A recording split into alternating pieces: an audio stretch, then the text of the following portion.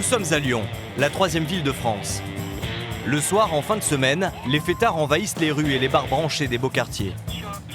Depuis 12 ans, Jérémy, brigadier chef, fait respecter la loi dans le très chic 2e arrondissement. Sa cible principale, les consommateurs et les trafiquants de drogue. On a beaucoup d'établissements de nuit, beaucoup de magasins.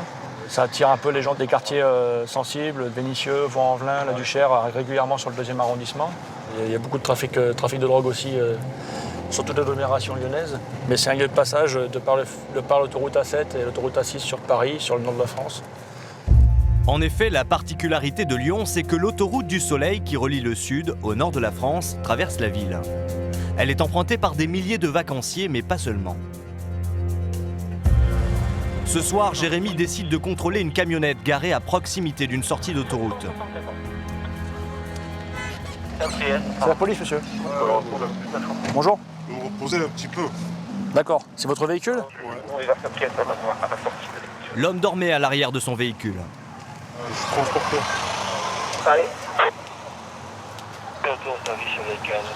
Pour quel sujet, monsieur? C'est à Strasbourg, du Maroc. D'accord. Ok. Vous pouvez descendre, s'il vous plaît? Ouais. Ce transporteur arrive du Maroc. Sa provenance éveille des soupçons chez les policiers. C'est quoi dans les poches? Non. Dites-moi ce que vous avez. Vous savez bien ce que vous avez dans vos poches? C'est quoi? Dites-moi. Je vais ouvrir. Dites-le-moi.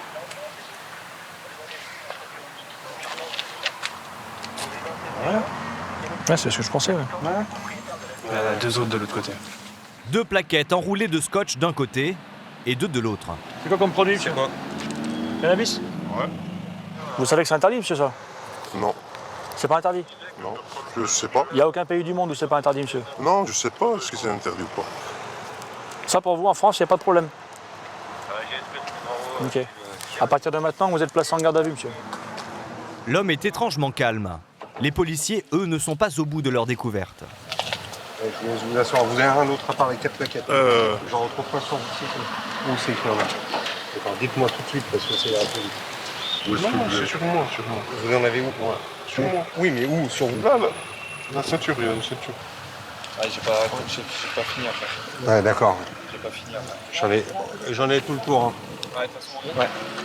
Là, je suis s'il est rempli. Ouais. C'est tout. Une ceinture abdominale remplie de plaquettes. 7 plus celle qu'on a. 11. 11. Asseyez-vous, monsieur. Il y a le. De quoi? Il y en a encore? Pas non plus, non. Une ceinture à part. Donc, il est bien transporteur, mais... Ouais. Il fait un peu d'extra. Il est transporteur. Il est transporteur, ouais. Il transporte. Non, c'est la première fois. On s'en doute, c'est la première fois. Ah, vous avez pas de chance, alors. Donc, les 4, 5, 6, 7, 8, 9, 10, 11 petites plaquettes. J'évite de manipuler parce que sinon on va effacer les empreintes. Parce qu'il n'y a peut-être pas que les siennes dessus. Inconnu de partout? Donc l'individu, il est inconnu de partout en France, en fait. Donc on va vérifier ça. L'homme est de nationalité marocaine. Et en examinant son passeport, les policiers découvrent des allers-retours incessants. C'est régulier les voyages. Hein. Ah, y a des tampons pratiquement tous les mois. En provenance, au départ. Donc l'animation. Tanger.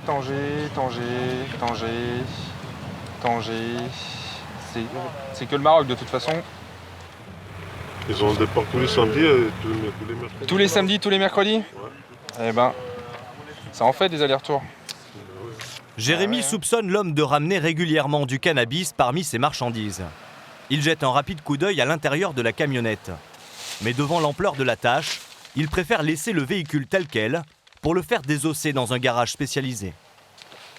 Il peut même dissimuler dans les sièges, sous le véhicule, dans les faux plafonds, tout ça. Donc c'est pour ça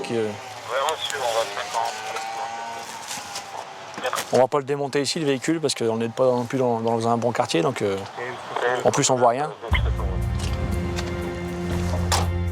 Sur le chemin du commissariat, Jérémy commence l'interrogatoire.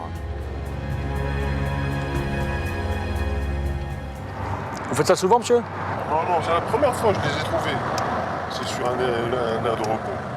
Vous avez trouvé les plaquettes? Oui, il les a jetés, Avec la ceinture abdominale. Ouais, ouais. Tout dans un sac plastique. C'est dingue, hein? Peut-être que je sais pas comment ça s'est passé. Et là, vous alliez les ramener à la mairie en objet trouvé, en fait. Non. Non? Ah bah je les ai pris. Ah ouais. Et vous vouliez en faire quoi? Je sais pas, en arrivant là-bas, je sais pas. Une purée, des soupes? Hein? Non? Vous faites quoi avec ça? Bah, purée? vous êtes pas trafiquant, vous? Non. Qu'est-ce que vous allez en faire? Bah je sais pas, je les donne à quelqu'un pour, je sais pas, un D'accord. connaisseur. C'est fantastique comme explication. Je pense que le procureur, il va le croire aussi. Dans les locaux de l'hôtel de police, les officiers de police judiciaire de permanence vont peser une par une les plaquettes de hashish. 11 au total, soit plus d'1 kg 200 grammes. Alors, Cela représente une valeur marchande de 6 000 €, une grosse somme d'argent pour un seul trajet. C'est pas tous les jours qu'on fait ce genre de bonhomme. C'est pas tous les jours qu'on fait autant de cannabis en une fois. Donc c'est du bon travail, ouais. L'homme va être placé en détention provisoire, en attente de son jugement. Il encourt 10 ans de prison, une amende de 7 500 000 € et une interdiction de territoire pour importation de stupéfiants.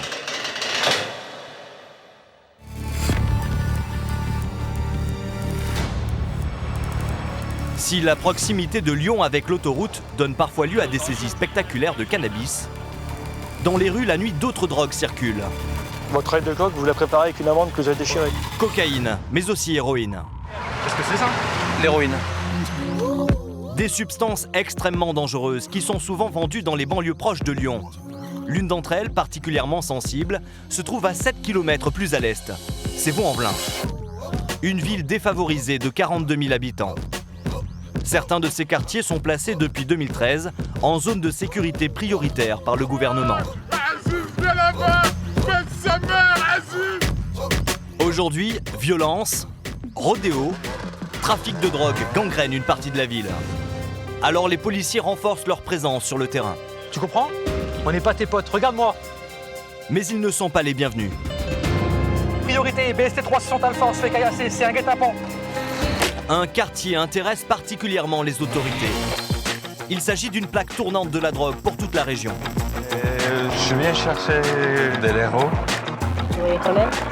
Pour faire tomber le réseau de trafiquants, les policiers enquêtent depuis des mois. Ils vont déclencher une vague d'interpellations exceptionnelle.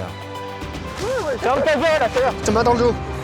Plongé au cœur des quartiers chics de Lyon et des quartiers chauds de sa banlieue proche. À Vaux-en-Velin, en bas des barres d'immeubles, les contrôles d'identité sous tension rythment le quotidien des hommes de la brigade spécialisée de terrain. Face à des quartiers minés par la drogue et la violence, les policiers ne lâchent pas un pouce de terrain. Non, vous restez là, monsieur. Oh, vous restez là. Non, mais vous restez là. Non, non, pas du tout, c'est que vous restez là, c'est tout. Enlevez les mains des poches. Rien de dangereux sur vous. Illicite. Jérôme dirige la brigade depuis presque un an. Aujourd'hui, il fait équipe avec Alain, 5 années de service à Vaux-en-Velin, et Jérémy également depuis 5 ans dans la brigade. Pour l'instant, le contrôle se déroule plutôt bien, mais Jérôme est sur ses gardes. Je surveille l'autre côté, on sait jamais. Des fois, dans les talus comme ça, ils viennent derrière, on les voit pas arriver, puis ils jettent des cailloux. On reste à Vaux-en-Velin, c'est calme, et d'un seul coup, boum, ça part en live. Donc le contrôle, il se passe bien, même s'ils sont un peu énervés avec des nique ta mère, fils de pute. C'est monnaie courante, dirons-nous, c'est un peu une ponctuation à leur phrase. Donc c'est pas grave, ils sont pas méchants. Ne trouvant rien sur ces jeunes, les policiers quittent le hall et reprennent leur patrouille. Allez. Bonsoir. Tout à l'heure. Dans le quartier, certains habitants ont une manière bien à eux d'accueillir la police. Tous les jours, les policiers sont pris pour cible. Un œuf éclate juste devant le véhicule. Un peu plus loin, c'est un projectile bien plus lourd qui est lancé du haut d'un immeuble. Une brique de jus de fruits.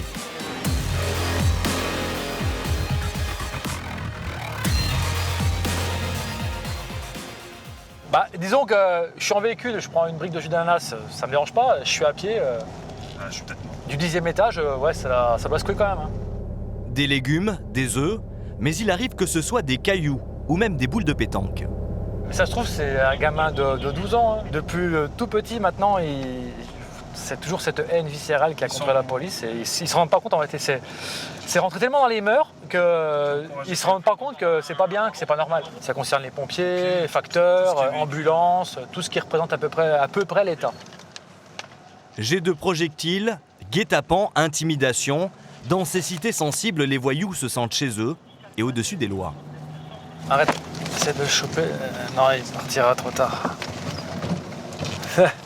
Cette fois, c'est un jeune en motocross non homologué qui vient provoquer les policiers. Et il s'enfuit à toute allure sur une voie piétonne. Là-bas, là-bas. Ça va être un peu chaud de l'avoir quand même. Ah, il est parti à gauche? Qu'est-ce que tu fais?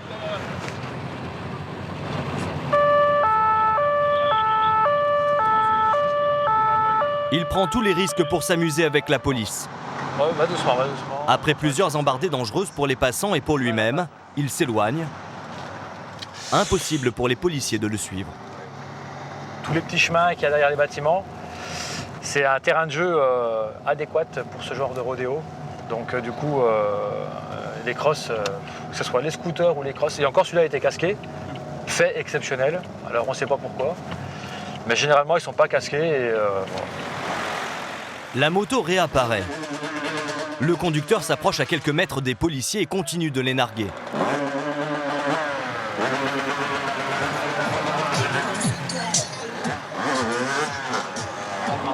Donc c'est le jeu quotidien sur le mât du taureau. Et quand vous réagissez, quand vous voyez ça vous énerve? C'est énervant parce que déjà d'une part les gens ils en ont marre d'être embêtés par ce genre d'individus. Ils vont prendre tous les risques si on tente de les intercepter, donc c'est vrai qu'à notre niveau on est limité pour les arrêter. Ultime provocation du motard, qui démarre en trombe. Les riverains sont excédés par ces rodéos fréquents. Pire, ils vivent la boule au ventre face à l'insécurité permanente. Dans le quartier, les commerçants sont aussi en première ligne face à la violence qui plombe le quotidien. En 4 mois seulement, 7 commerces ont été braqués. Le dernier hold-up a eu lieu il y a quelques jours, dans cette épicerie. L'homme était armé et casqué. À l'arrière du magasin, les clients fidèles sont écœurés. Salim, l'employé, a eu la peur de sa vie. Tu tombes nez à nez avec un flingue. Quelle est ta réaction? T'as pas le temps de flipper, c'est ça le problème. T'as pas le temps de réaliser tout ce qui se passe. Ça se passe tellement trop rapidement. Tu lui as donné son Bah oui, tu crois que moi je vais discuter? Soit tu meurs, soit tu restes handicapé. Ça sert à quoi? Ça sert à plus rien. La scène s'est déroulée en pleine journée. Salim se trouve alors dans l'arrière-boutique. La caméra de surveillance du magasin a filmé toute l'agression. J'ai servi un client, je suis revenu ici. Et au moment où je me suis retourné pour voir l'écran, j'ai vu le mec passer comme ça. Moi, ma réaction, comme j'ai cru que c'était quelqu'un qui voulait voler une bouteille de whisky ou quelque chose comme ça, parce que ça a été assez rapide, moi j'ai couru sans voir ce qui se passait exactement. Salim tombe nez à nez avec le braqueur. Il a pris son arme comme ça, il m'a dit « avance ou je te fume ». L'arme pointée sur le flanc, Salim se dirige sans résister vers la caisse. Mais il ne remet pas assez vite le maigre butin, 240 € seulement. Le braqueur, très nerveux, menace de le frapper à plusieurs reprises.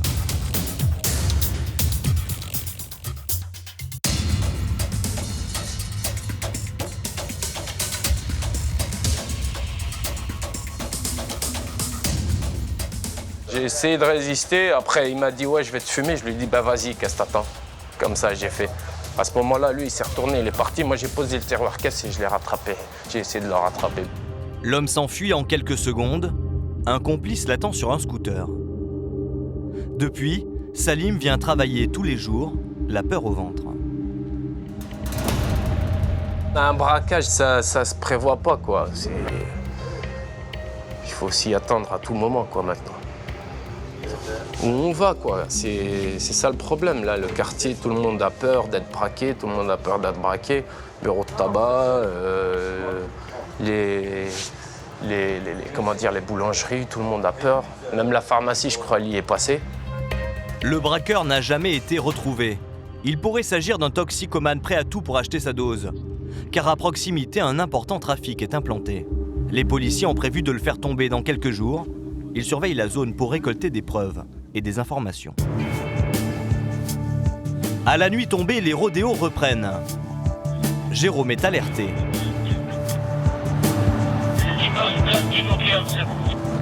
BST 360 Alpha. Cette fois, c'est à bord d'une voiture apparemment volée que des jeunes roulent à toute allure. Elle est prise en chasse par un autre équipage. Jérôme et ses collègues arrivent en renfort. Allez, c'est le chemin de la ferme avec les collègues. Au milieu de la place, ils découvrent la scène. Le véhicule a terminé sa course dans un abribus. Le moteur tourne encore. Rapidement, des individus se rapprochent. Un attroupement se forme. La brigade spécialisée de terrain doit sécuriser les abords et empêcher tout débordement. C'est arrivé, voilà. Restons calmes, c'est pas la peine de s'énerver. Rentrez chez vous, monsieur.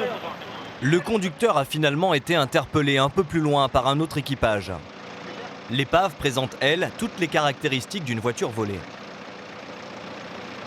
À mon avis, ils ont voulu s'amuser avec en roulant comme des fous dans les rues de Vaud. Ils sont tombés sur les collègues, du coup ils ont paniqué parce que je suis pas sûr qu'il ait le permis. Je pense que c'est un gamin, quoi. Les policiers ne lâchent pas le véhicule du regard, c'est la procédure. Car aux alentours, des groupes de jeunes ont une idée derrière la tête. Donc le but là, c'est qu'ils ne le crament pas. Parce que généralement, quand ça se passe comme ça avant là, que ce soit une moto ou un véhicule, quand il est lâché, qu'il est interpellé, le but pour eux, c'est de cramer pour pas qu'il y ait d'indice. Voilà. Donc là, nous on le surveille, sinon il va finir cramé. Dans 5 minutes, il est cramé. Ah, là on a pris une pierre. Ça vient d'où là? Viens, on va voir là-bas. Ça vient de derrière. Là-bas, ça vient de là-bas. Pour tenter de faire fuir la police, ici les jeunes ont leur méthode, le caillassage. Les policiers restent malgré tout très calmes. Tu l'entends, tu la sens arriver, mais tu la vois pas partir. C'est ça qu'ils vous ont jeté dessus, tout Ouais, c'est ça, ouais. Oh, il a dématé. On sait pas d'où ça vient, naturellement. C'est pas des courageux. Ouais. C'est pour ça qu'ils l'ont lancé loin. Dans sa course folle, le conducteur du véhicule a causé pour plusieurs milliers d'euros de dégâts. Jugé en comparution immédiate, il écopera de 12 mois de prison ferme pour vol et recel de vol, défaut de permis, conduite sous emprise de l'alcool, délit de fuite et refus d'obtempérer. Le dépanneur vient de partir, mais le calme n'est pas revenu. Une altercation entre deux individus éclate.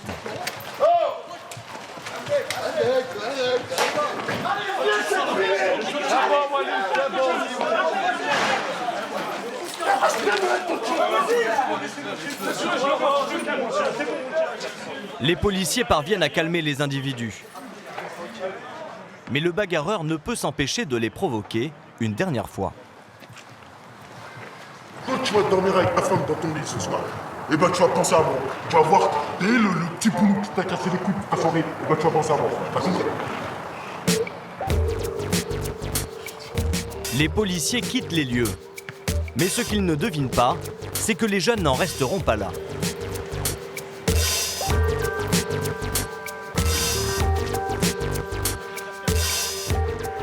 Effectivement, dès le lendemain soir, à Vaux-en-Velin, c'est le début des représailles. Jérôme reçoit un appel. SC 360 Bravo. Faites un passage au niveau de la place Guimauté, une moto qui brûle. Là, on part sur Mas du Taureau, la place du marché. Là, apparemment, il y a une moto qui crame. Et on nous a averti que la personne qui a appelé, qu'il y avait des jeunes, des petits groupes un peu éparses, et puis qu'il y avait des mecs en scooter qui tournaient. À quelques dizaines de mètres des incidents de la veille, c'est un piège qui attend la brigade. Ah ouais, putain, là, c'est un guet-apens. TN de BST 360 Alpha.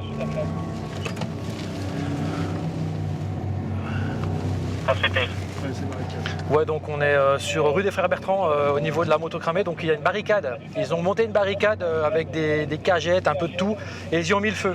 Donc la rue est coupée. Donc attention aux collègues qui se rapprochent, c'est sûrement un guet-apens. Pour les policiers, aucun doute. L'incendie n'est pas un hasard. C'est une embuscade. Ouais, TN de BST 360 Alpha.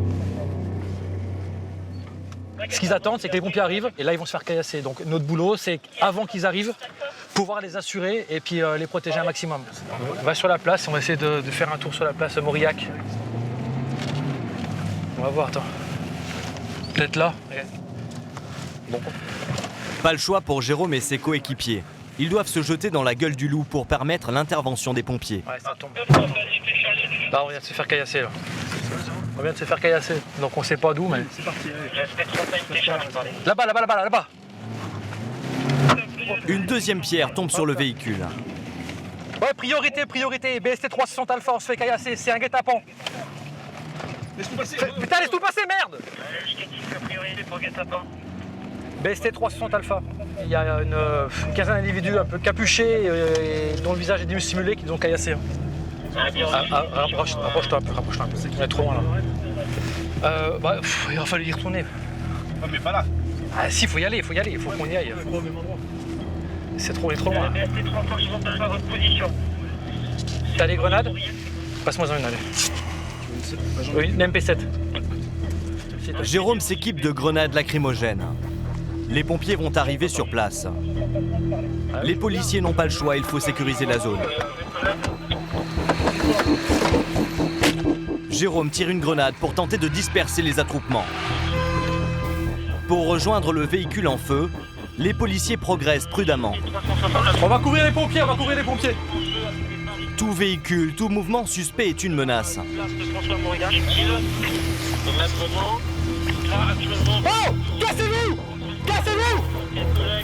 Barrez-vous! Les pompiers maîtrisent rapidement l'incendie. TN de BST 360 Alpha, priorité. Faut pas qu'on avance, pas du cul. Comme ça, on tient le main. Pompiers sur place, ils se font caillasser. Les policiers, eux, gardent leur sang-froid.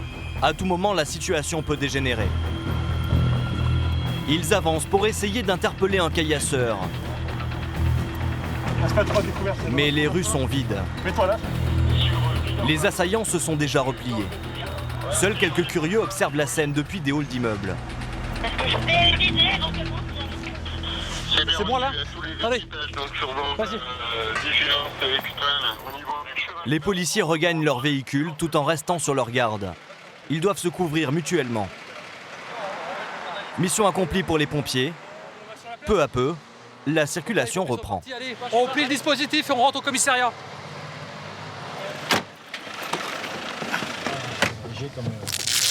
TJ 350 bien reçu pour l'ensemble avec la rédaction. Pour l'instant, ça paraît calme, il n'y a rien qui crame. On va rester quand même armés et prêts à partir au cas où. Plus tard dans la nuit, aucun incident majeur ne sera signalé. L'enquête ne permettra pas d'identifier les auteurs du guet-apens. Le calme est revenu dans les quartiers de la zone de sécurité prioritaire. Mais les policiers continuent d'occuper le terrain. Jérôme et ses hommes enchaînent les contrôles, à la recherche notamment d'informations qui pourraient servir aux enquêtes en cours sur le trafic de drogue. Et depuis quelques mois, ils s'intéressent à un phénomène surprenant. De nombreux jeunes paradent au volant de bolides hors de prix. Ils les louent et en changent régulièrement. Les policiers les soupçonnent d'être impliqués dans le business de stupéfiants.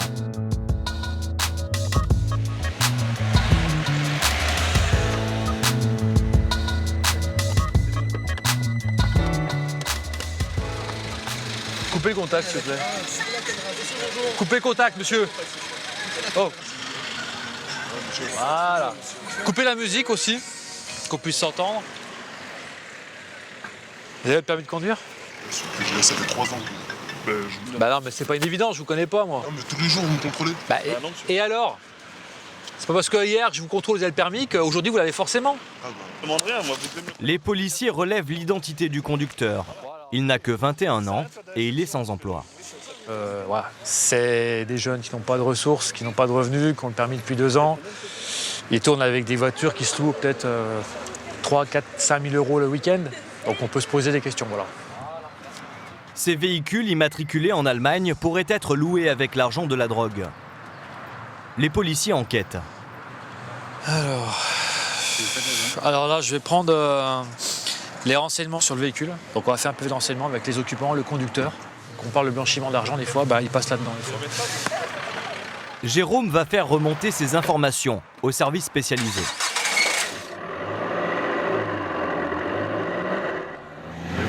avez souvent des voitures comme ça, des gros cylindres? Oui, régulièrement. Ouais. Bah, à la Balme, hier, on a déjà vu des Ferrari sortir. Ferrari, Maserati, l'autre jour à mes yeux, il y a une Lamborghini blanche qui a été annoncée. C'est vraiment là où j'ai vu le plus de voitures de luxe. Dans les quartiers défavorisés, les grosses voitures font partie du décor. La Balme est l'un de ces quartiers. C'est une cité d'à peine 2000 habitants qui cache un haut lieu du trafic de drogue de la région. Les enquêteurs des stupes ont l'intention de démanteler prochainement le réseau. Donc c'est une cité quand même réputée sur la région lyonnaise pour avoir une drogue de bonne qualité. Coke, héroïne, résine, et des gens qui viennent des départements extérieurs qui viennent acheter ici. En attendant que les enquêteurs accumulent suffisamment de preuves pour déclencher une grosse vague d'interpellations, les hommes de la brigade spécialisée de terrain ont pour mission de gêner le trafic. Ils s'y rendent quotidiennement, mais ils ne peuvent pas faire grand-chose. Là, on a déjà signalé parce qu'il y a un scout qui est à l'entrée, puis là, là c'est mort. C'est un des guetteurs. Les guetteurs annoncent l'arrivée des policiers. Il y en a un à l'entrée et il y en a un sur les collines là-bas. Ils ont enlevé le stupéfiant des caches, puisqu'ils sont à l'extérieur. Et ils les ont mis dans un endroit qu'on ne connaît pas, malheureusement. Ils n'ont plus rien sur eux. Là, ils n'ont plus rien. On peut contrôler quelqu'un et ils n'auront rien du tout sur eux. Autre difficulté, cette cité ne possède qu'une seule entrée. Les policiers sont facilement repérés. Celui qui prévient les dealers, c'est cet homme au scooter. Il est sur pied, ouais. C'est prévu sur guette. Hein? Ouais. C'est vrai? Il est en règle aujourd'hui? Oui. Il est assuré? Oui, la vignette, ouais. Je suis sûr. Non. Tu vois la science? Ouais, ils font bien leur travail. Ah, je te remercie. Heureusement que tu nous dis ça quand même. Ça nous rassure. Comment ça se passe? Les jeunes n'ont pas peur. Comment ça se passe? Ils se permettent même des provocations. Ah, c'est des ripoux. Ah, c'est comme à Marseille ici. Je crois que je la ramènerais pas trop si c'était toi quand même. Reste avec nous, Martin. Vas-y. À plus. Alors voilà. Ils aiment bien vous provoquer un peu, non? Non, c'est vraiment les petites frappes, c'est l'effet du stupéfiant ça. Ils fument toute la journée, ils font que ça. Toute la journée. Lui, il a fini. Ah ouais, mais ils sont défoncés. Là. Ils sont défoncés, mais ils ont rien sur eux. Ah ouais, des fois qu'on ait un problème sur leur chemin du retour. Ah, c'est des sacrés numéros. Même sous les yeux de Jérôme, le guetteur n'a que faire du code de la route. Bah, feu rouge, normal. C'est bon. C'est normal, il était fort. Non, mais attends. Il est trop fort lui. Oh, on te fait cadeau du feu rouge quand même. Là, c'était pour vous. Ouais, non, mais on te fait cadeau du feu rouge quand même. Il y a le Giro. On est entre nous. On est en quoi? Ouais, entre nous, là, le Giro, c'était pour vous escorter. Voilà. Entre pélos. Oh, on s'arrête là-bas en face. Voyons là. Ce jeu de dupes cache une réalité bien plus sombre. Ce quartier est un véritable supermarché de la drogue, et notamment d'héroïne. Nous retournons dans la cité en caméra cachée. Dès notre arrivée, nous découvrons une organisation commerciale bien rodée. Un guetteur à moto remarque notre présence. Il avertit le dealer. Quelques instants plus tard, le vendeur vient à notre rencontre. Immédiatement, nous reconnaissons l'un des jeunes qui narguait la police lors de notre première venue. Je viens chercher quelque chose ici. On m'a dit que je pouvais en trouver de l'héros. Tu veux les connaître? Vous en avez? Ouais. Une petite dose? Ouais. C'est possible? L'homme est méfiant, il surveille les alentours. Et ne nous ayant jamais vus, il augmente son prix. Mais dites, c'est combien? Bah 60 pour tout le monde. 60? On m'a dit plutôt 40. Non? C'est qui t'a dit ça, ce qui est en banal. Pardon? C'est qui t'a dit ça, ce qui est... Il vient pas ici alors. Ah non? Bon. Bon, ok. Alors? Ok. C'est bon? D'un pas rapide, le vendeur s'éloigne récupérer la drogue dans une cachette. Nous décidons de quitter les lieux avant la transaction. À seulement quelques mètres, des enfants jouent dans un parc. En pleine journée, le deal se fait aux yeux de tous. Une situation que les habitants subissent, impuissants. Mais ce trafic ne va pas durer très longtemps. Les autorités sont déterminées à l'éradiquer. Aux abords de la cité, Cyril et Claude, des policiers en civil du commissariat, observent discrètement les entrées et les sorties du quartier. Leur objectif est précis, interpeller des acheteurs en possession de drogue pour accumuler des preuves contre les vendeurs. Qui était ? Un Clio noir qui est rentré.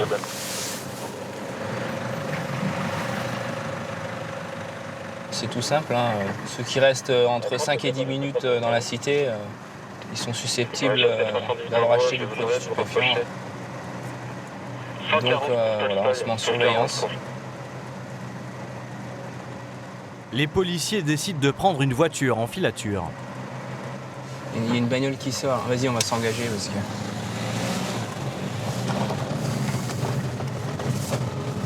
Il a repéré une voiture qui essaie de sortir. Ouais, on a peut-être un véhicule immatriculé en 42. Donc bon, si on a de la chance. En général, ces véhicules, ils viennent d'assez loin, donc ils ne viennent pas pour une petite quantité. 42, la Loire, le département voisin. Il s'agit sans doute d'un consommateur. Je mets le bleu.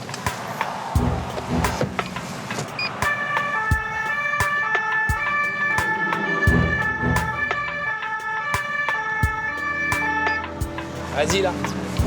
Regarde ses mains.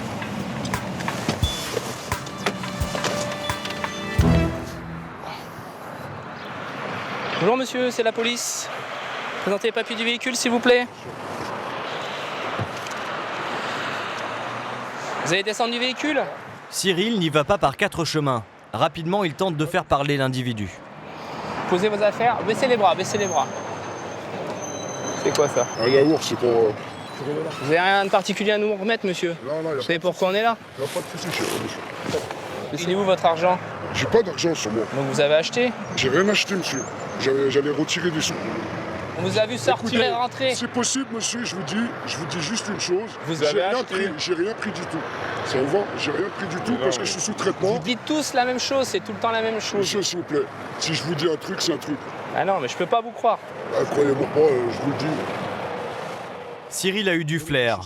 Malgré ses affirmations, l'homme finit par avouer avoir acheté de l'héroïne dans la cité. Elle est dans le ventre, voilà. T'as gobé quand? Quand je vous ai vu, là. Il prétend avoir avalé la dose juste avant le contrôle. Impossible de vérifier ses propos. Les policiers sont obligés de le laisser partir, dépité. Pour nous, il a acheté. En plus, il m'a montré qu'il avait retiré 40 €, c'est le prix d'une dose. Donc là-dessus, il n'y a aucun doute. Hein. C'était un acheteur, mais bon, voilà. En voiture, c'est difficile de les faire. Donc ce sera pour une prochaine fois.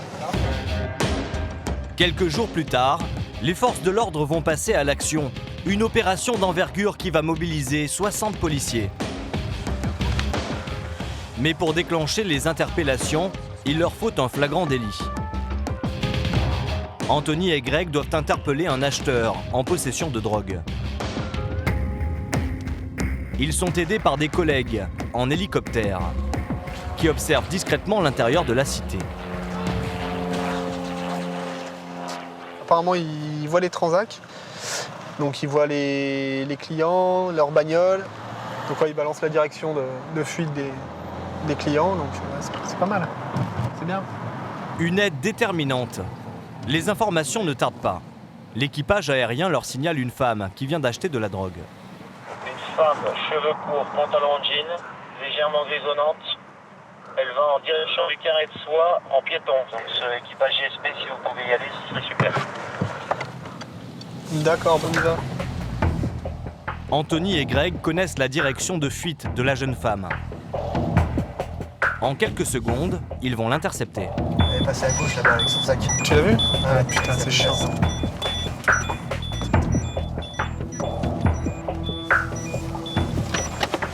Bonjour madame, c'est la police. Fais peur, c'est la police. C'est la police, bonjour. Calmez-vous. Calmez-vous, calmez-vous. Je suis calme. Ok, mais on va se mettre là-bas. Ah, mais vous êtes Juste les mains. Là, là. Vous pouvez m'enlever votre sac s'il vous plaît? Quelque chose d'interdit, de dangereux sur vous? Non. Sûr? Mais ouais, sûr. Sûr et certaine. Sûr et certaine. La femme nie être en possession de drogue, mais sa version des faits laisse les policiers perplexes, d'autant qu'elle vient du centre de Lyon. Madame. Ouais, j'habite à la Croix-Rousse. Ah. Et là, je vais acheter une lampe. C'est bizarre cette histoire, non? À Jardiland? Vous allez acheter quoi à Jardiland? J'ai un cochon d'âne. Quoi? J'ai un cochon d'âne. D'accord. Vous allez acheter quoi du coup? Bah, des graines et du foin. Ah. Une histoire difficile à croire. Mais légalement, les policiers n'ont pas le droit de la fouiller au corps en pleine rue, même s'ils savent pertinemment qu'elle leur cache la vérité. Ils décident de l'emmener à la brigade des stupéfiants. Sur le trajet, Anthony va jouer de son expérience pour la mettre en confiance. En fait, les gens comme vous, ils nous disent pas la vérité tout de suite. Ils nous la disent au bout de 4-5 fois. On leur pose la même question et au bout d'un moment, ils nous disent bah ouais, voilà, c'est là. On arrête de jouer, on perd du temps. Anthony connaît la musique par cœur. Sa stratégie est souvent payante. Bon, c'est dans ma culotte. Dans la culotte? La femme avoue avoir caché la drogue dans ses sous-vêtements. Oh, mais attends, Enlève, c'est bon. Bah, donne-moi.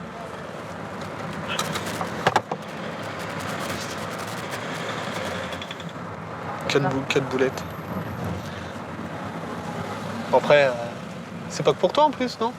Si? Non, si. Si? J'essaie de venir. T'es quoi? T'es un G par jour? Non. Ouais. 1 gramme par jour, une grosse quantité. Elle espère ressortir rapidement, mais elle va être placée en garde à vue. Aujourd'hui, je vais pas te mentir, c'est pas le bon jour. Car son audition par la brigade des stupéfiants va être capitale pour faire tomber le réseau. Je pense que ça va pas tarder à aller taper les revendeurs sur place. Il y a assez d'éléments pour aller à... Oh là, il y a bien assez d'éléments. Hein. Ils vont les entendre dans la foulée. Donc ça va bien se passer. C'est une bonne opération qui commence bien. Le feu vert de l'intervention est donné.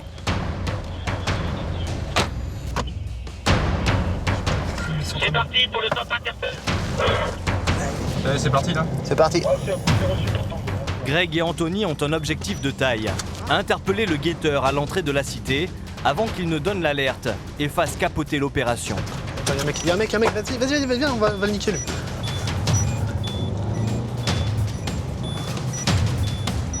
C'est ce jeune qui court. Il a tout juste le temps de siffler une dernière fois. Ta gueule. Ferme ta gueule, la terre. Tes mains dans le dos. Donne tes mains. Donne tes mains. Donne juste tes mains, s'il te plaît. Donne tes mains. C'est tout ce que je te demande, ok? Ouais, on va rentrer. Pour information, on a interpellé qui faisait le chouf, qui est parti sur la cité en sifflant. Viens vite. C'est toi. Simultanément, à l'intérieur de la cité, les 6 services de police engagés sur l'opération entrent en action. Au total, ce sont plus de 60 policiers surarmés qui investissent les allées et les immeubles. Le groupe d'intervention de la police nationale a rapidement interpellé les suspects. Ils sont rassemblés dans le hall. Une dizaine de jeunes en tout, menottés. La brigade des stupéfiants perquisitionne l'appartement où serait stockée la drogue. Nous ne sommes pas autorisés à filmer, mais les enquêteurs y trouvent de l'argent et de la drogue. Une partie seulement, car les trafiquants ont réussi à se débarrasser d'une grosse quantité. Apparemment, ils ont jeté par la fenêtre déjà, donc ils ont jeté certaines choses par la fenêtre. Au pied de l'immeuble, les chiens entrent en action. Tu te souviens comme la dernière fois? C'est le capitaine du groupe d'enquête antidrogue qui dirige les opérations. Les moindres recoins sont fouillés. Yes, ça marche. Dans les buissons, parmi les détritus qui jonchent le sol, les policiers font très vite leur première découverte.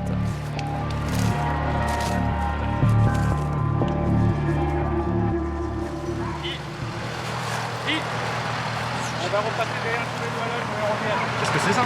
L'héroïne. Ouais, ok. Là, c'est ce qu'ils font d'habitude, c'est qu'ils cachent l'héroïne aux emplacements de points de vente. Comme ça leur évite de chaque fois monter à l'appartement et de trop faire d'allées et de venues. Mais le gros de la marchandise est toujours manquant. Les recherches se poursuivent. Et alors que les premiers interpellés sont embarqués, Anthony est pris à partie par un homme.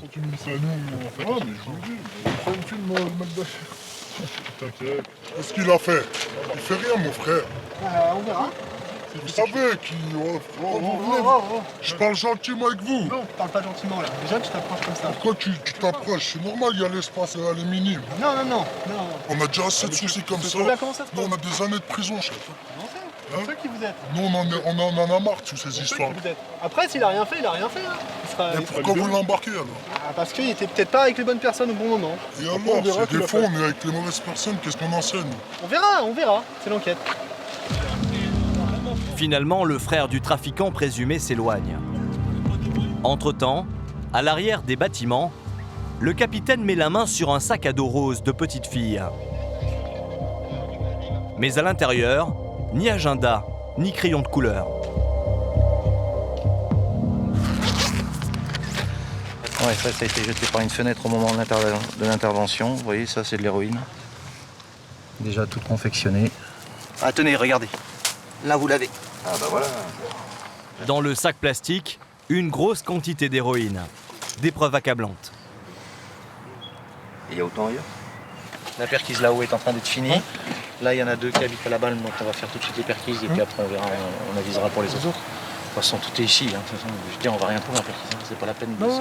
Le commandant Bonfils du commissariat de Vaux-en-Velin s'est déplacé pour l'occasion. Satisfait de l'opération, il ne crie pas victoire pour autant. Il y a toujours des risques de troubles à l'ordre public, notamment après de grosses opérations comme celle-ci. Effectivement, on va devoir prendre des dispositions pour éviter que la cité soit bien sans, mais voilà, on assume complètement tout ce qui peut se passer avant et après. Au total, lors des perquisitions, les policiers retrouveront 130 grammes de cocaïne, 500 grammes d'héroïne, 600 grammes de résine de cannabis et 40 000 € en espèces. Une carabine sera également saisie dans l'un des appartements.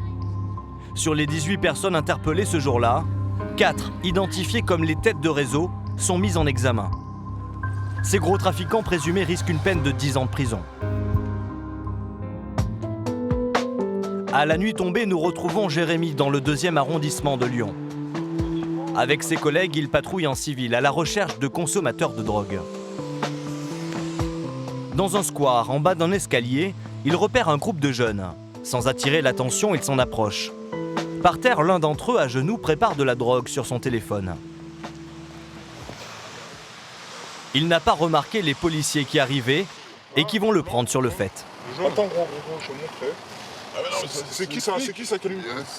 C'est les flics? Au pire, c'est pas... C'est les flics qui allument là? C'est sûr ou pas? C'est les flics ou pas? Pose-moi ça, toi. Pose ça, espèce de blaireau. Et si tu jettes, je t'allume. Malgré la mise en garde, l'individu jette la poudre par terre. Je t'ai dit quoi? Je t'ai prévenu? Bah, j'ai pas fait exprès, mon gros monsieur. Je suis à moitié ivre. Pourquoi? J'ai pas fait exprès, monsieur. Je suis à moitié. Monsieur, j'ai dit. Je suis à moitié ivre, j'ai pas fait exprès. Bougez, monsieur. Merci, monsieur. Donc, il préparait ça sur son téléphone. Voilà. Donc, il a tout enlevé, tout est parti par terre. Il n'y a plus rien. Dans la rue, quoi. Dans la rue, normal, ouais. Et en plus, il râle, c'est la fête. Pas de chance pour lui. Jérémy décide de pousser le contrôle. Quelque chose d'interdit, de dangereux sur toi?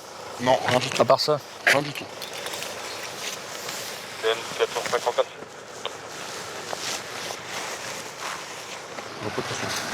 C'est toi. Vous n'avez pas compris ce que mon collègue vous a dit, monsieur? Ouais, pour une agression consommée sur VP, les pompiers au départ. C'est pas un jeu, monsieur. Quand je vais vous faire reculer, ce sera pas un jeu non plus. C'est la dernière fois qu'on le dit, ok? Vous avez une pièce d'identité, monsieur? Alors, j'ai vraiment un souvenir. Bah, j'avais une amende, mais je l'ai déchirée pour... Pour faire? Bah, pour faire une paille, hein, on va pas se mentir, vous avez bien entendu, non? Votre rail de coque, vous la préparez avec une amende que vous avez déchirée? C'est déjà d'une, c'est pas une rail de coque, pour commencer. Oh, j'aime pas comment tu parles. Non, bah c'est vous, y a pas de souci, moi je suis réglo, quoi, monsieur. Moi j'ai jamais connu un contrôle de police comme ça, c'est tout. Bah y a pas de souci, gros. Il n'y a rien du tout. Moi, c'est pas gros, c'est monsieur. D'accord? Excusez-moi, il n'y a rien du tout, monsieur. Voilà. Pour commencer, il n'y a rien du tout, si vous voulez. Et je respecte la police, il n'y a pas de souci, moi.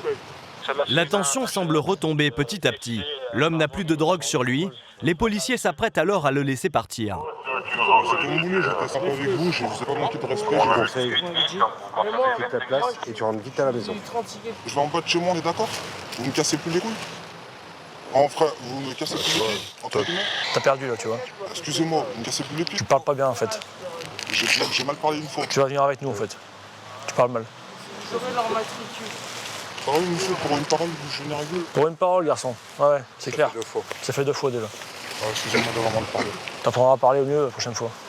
La provocation de trop pour Jérémy et Jérôme. Ramené au commissariat, le jeune homme s'en tirera avec un simple rappel à la loi. Une fois par an, Lyon accueille un grand rassemblement de musique électronique. Pendant 4 soirées, des DJ mondialement connus attirent plus de 12 000 personnes qui font la fête jusqu'au bout de la nuit.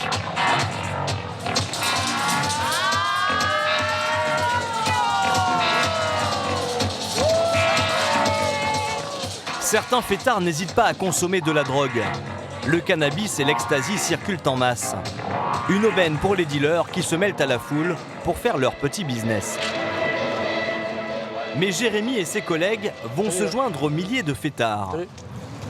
Leur objectif est clair, interpeller des vendeurs de drogue.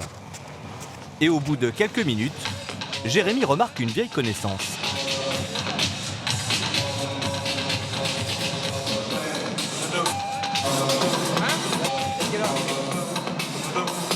Un dealer qu'il a déjà interpellé plusieurs fois.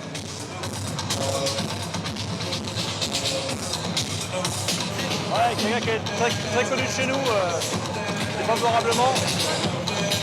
Vu le contexte, c'est un mec qu'il faut surveiller ici.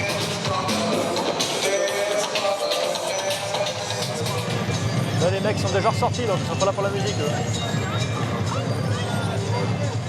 Les dealers prennent position aux abords de la fête. Les policiers observent le petit manège.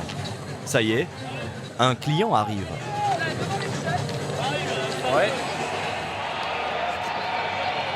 Moi j'ai l'impression que c'est une transac en cours, hein, mais je trouve que ça prend un petit peu de temps quand même.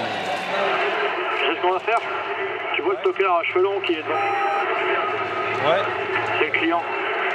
Quand il va se barrer, il faut le choper.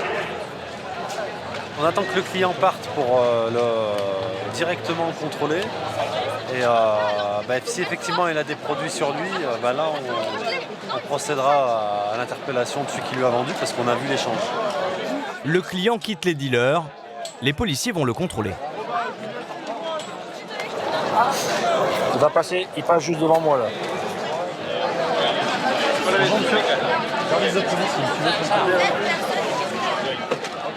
L'homme n'oppose aucune résistance. Il nie en bloc avoir acheté quoi que ce soit. J'ai rien acheté. Vous pouvez me sortir ce que vous avez là, ici, pour cette poche? Clop. Et devant. Clop. Regardez, il peut tout filer. Avec une assurance déconcertante, il va même inviter les policiers à le fouiller intégralement. Attends.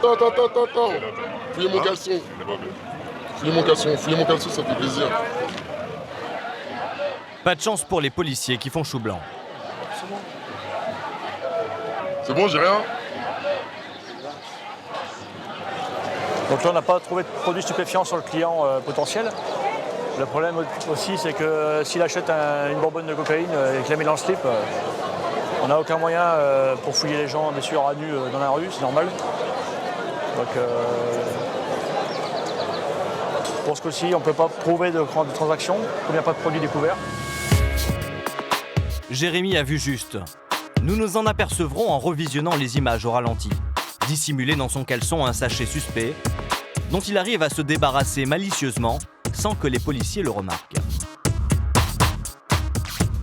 Malgré tout, Jérémy décide de contrôler les 2 dealers présumés. L'un d'entre eux a 160 € de liquide sur lui, mais pas de drogue. Il est obligé de les laisser filer. Ça. Rien sur eux, ils ont l'habitude de cacher dans le slip. Et là, vu l'argent qu'il a sur lui, combien il avait sur lui là 160. 160 € en billet de 10 et en billet de 20. Ça se peut qu'il ait déjà tout vendu. Ça se peut qu'il ait tout vendu déjà, ouais, ça se peut. Ouais. Donc ce soir il gagne, demain il parlera peut-être, on verra bien ce que ça donne. Au jeu des contrôles, les voyous ne gagnent pas toujours. Jérémy a repéré un autre suspect. Il y a une tête de bœuf, donc en sachet. Mais surtout, il était en train d'en offrir gratuitement à quelqu'un. On va aller vérifier ça au service. Soupçonné de vendre des stupéfiants, l'individu est conduit au commissariat. Dans les locaux, les policiers vont faire une deuxième découverte. Dans la poche du pantalon du jeune homme, des sachets qui ressemblent fortement à des doses de drogue confectionnées pour être vendues à l'unité. C'est quoi les bonbons Haribo? Les Tic Tac, c'est quoi? Jérémy découvre que le jeune homme a rempli ses sachets avec de la terre et des cailloux, en les faisant passer pour de la drogue. Une arnaque pour se faire un peu d'argent. Moi, je vends pas de la drogue. C'est sûr. Au moins, les guignols qui achètent de la drogue, au moins, s'ils sniffent ça, ça va le calmer. Ça a marché cette nuit? Bah, je venais de les faire aux toilettes, là, avec la terre des toilettes. La terre des toilettes? Donc ça se trouve, il y a 15 ou 20 urines dessus, tu sais. Ça peut avoir un effet psychotrope quand même. Hein. Même s'il s'en amuse, cette arnaque bien ficelée ne surprend pas Jérémy. T'as déjà vu ça Ouais, c'est courant. Ouais. Les gens qui vendent des médicaments normaux à la place de produits stupéfiants ou des cailloux, ça arrive. Ouais. Et qu'est-ce que vous pouvez faire dans ces cas-là? Ah bah, c'est considéré comme de la vente de drogue, vu que pour le client, c'est de la drogue. Donc monsieur, il a fait peut-être des bénéfices avec. Donc il va être passé en garde à vue pour s'expliquer. Avec ces cailloux, l'homme a réalisé un joli gain. 70 € la vente de cailloux, ça rapporte. Hein. Placé en garde à vue, il sera entendu le lendemain matin par les enquêteurs. Inconnu des services de police, il s'en tirera avec un rappel à la loi.